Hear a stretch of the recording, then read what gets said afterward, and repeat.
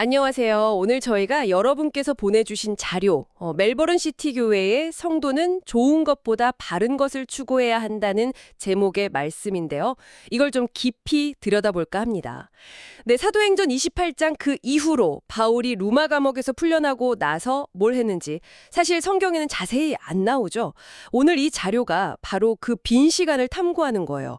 바울의 사역 방향이 어떻게 바뀌었는지, 또 그 중심 메시지, 좋은 것보다 바른 것, 이게 무슨 뜻인지 파헤쳐 보는 거죠. 기록이 딱 끊긴 시점인데 풀려난 바울이 어떤 생각을 했고 왜 방향을 바꿨는지, 그리고 그게 오늘 우리랑 어떻게 연결되는지 한번 따라가 보시죠. 자, 그럼 우선 바울이 로마 그 가택연금에서 어떻게 풀려났는지부터 짚어볼까요? 자료 보니까 명확한 판결 없이 풀려났을 가능성이 크다고요. 네, 맞아요. 황제가 직접 이걸 판결할 만큼 그렇게 중요하거나 급한 사안은 아니라고 봤을 수도 있고요. 아니면 고소인 측에서 증거를 제대로 못 대서 그냥 오랫동안 질질 끌다가 뭐랄까 묵시적 무죄 방면된 거죠. 명시적인 판결 없이 그냥 시간이 흘러서 자연스럽게 풀려났을 가능성, 네, 높다고 봅니다.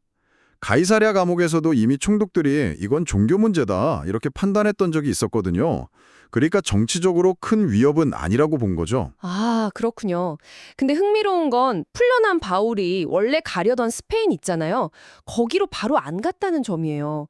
이게 그냥 상황이 여의치 않아서였을까요? 아니면 뭔가 다른 이유가 있었을까요? 네, 바로 그 지점이 이번 탐구의 핵심인데요. 자료는 바울의 생각이 좀 바뀐 걸 결정적인 요인으로 봐요. 특히 예수님 재림 시기에 대한 인식이요. 처음에는 재림이 곧 올 거라고 생각했는데 이게 생각보다 시간이 더 걸릴 수도 있겠구나 이걸 깨달은 거죠. 아, 재림이 임박했다고 봤던 관점이 변하면서 네네. 이게 엄청난 전략 수정으로 이어지는 거예요. 그래서 새로운 지역을 막 개척하는 것보다 이미 세워진 교회들 있잖아요. 거기를 영적으로 좀 더 건강하게, 탄탄하게 다지는 일, 여기에 우선순위를 두게 된 겁니다.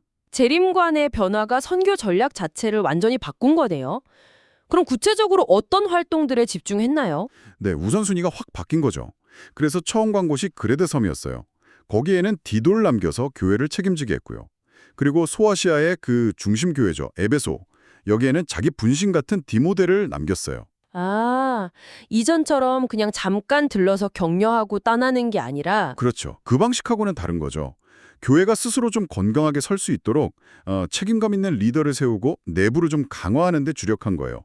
교회의 어떤 지속 가능성을 본 거죠. 교회를 튼튼하게 세우는 것, 이걸 위해서 바울이 가장 중요하게 생각했던 문제가 뭐였을까요?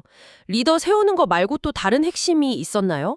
두 가지가 이렇게 맞물려 돌아갔다고 봐야 하는데요. 첫째는 그 당시에 퍼지던 잘못된 가르침들이 있었어요.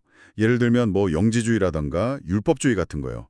이런 것들에 교회가 흔들리지 않도록 바른 교리, 특히 교회가 뭔가, 교회론, 그리고 예수 그리스도가 누구신가, 기독론, 이걸 명확하게 세우는 거고요. 둘째는 바로 이 바른 교리 위에 교회를 잘 이끌어갈 리더, 그러니까 감독, 장로, 집사 이런 직분자들의 자격과 역할을 굉장히 강조하면서 세우는 거였죠. 아, 그래서 이런 현장의 필요 때문에 디모데전서랑 디도서, 이런 구체적인 목회 지침서들이 나오게 된 거군요. 정확합니다. 마케도니아 어디선가 아마 빌립보였을 것 같은데 거기서 에베소에 있는 디모데에게 편지를 보냈고요. 디모데전서.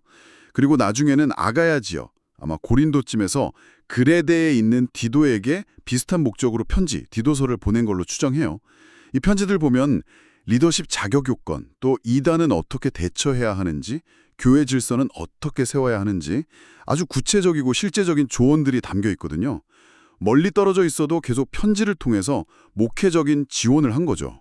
이렇게 교회의 내실을 다지고 또 바른 리더를 세우는 그 과정에서 바울이 가장 강조했던 원칙이 바로 그 좋은 것과 바른 것의 문제였겠네요. 자료에서 말하는 이 둘의 차이, 정확히 뭘까요? 네, 여기서 좋은 것이라는 건 겉으로 보기에 그냥 평화롭고 문제 없어 보이는 상태. 사람들 사이의 관계가 원만하고 분위기 편안하고 이런 걸 의미할 수 있어요. 누구도 좀 불편하게 만들지 않는 그런 거요. 하지만 바른 것은 달라요. 이건 하나님의 말씀이라는 명확한 기준, 그리고 우리를 부르신 그 목적에 따라서 판단하고 행동하는 걸 뜻하거든요. 그래서 때로는 이 바른 것을 추구하다 보면 좀 불편함이 생길 수도 있고 어쩌면 갈등이 생길 수도 있는 거죠. 근데 여기서 주목할 점은요.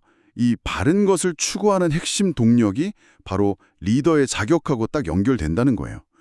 단순히 뭐 인기 많고 사람들한테 좋은 사람, 이게 아니라 때로는 좀 불편한 진실을 말해야 할 때도 있고 공동체를 말씀 위에 바로 세울 수 있는 사람, 즉 바른 길로 이끌 수 있는 그런 인격과 소신, 그리고 하나님이 주신 사명에 대한 깊은 헌신, 이게 필요했던 거죠.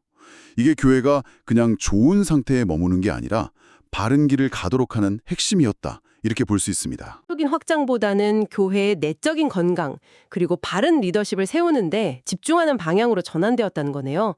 그리고 그 모든 노력의 바탕에는 어떤 인간적인 좋음을 넘어서서 하나님의 바름을 추구해야 한다는 원칙이 아주 깊게 자리 잡고 있었군요. 네, 그렇습니다. 그래서 마지막으로 이 자료는 우리 각자에게 이런 질문을 던지는 것 같아요. 여러분의 삶의 자리, 뭐 직장이든 가정이든 혹은 여러분이 속한 공동체에서 여러분은 그냥 모두와 좋은 관계 유지하면서 편안함에 안주하고 있나요? 아니면 때로는 좀 부딪히고 어려움을 감수하더라도 이게 정말 바르다고 믿는 그 기준과 가치를 붙들고 나아가려고 애쓰고 있나요? 어쩌면 바울이 그렇게 세우려고 했던 리더들처럼 우리도 매 순간 이 좋음의 유혹과 바름의 책임 사이에서 계속 선택해야 하는 건 아닌지 한번 생각해 볼 문제인 것 같습니다. 네, 오늘 심층 분석 함께 해주셔서 정말 감사합니다.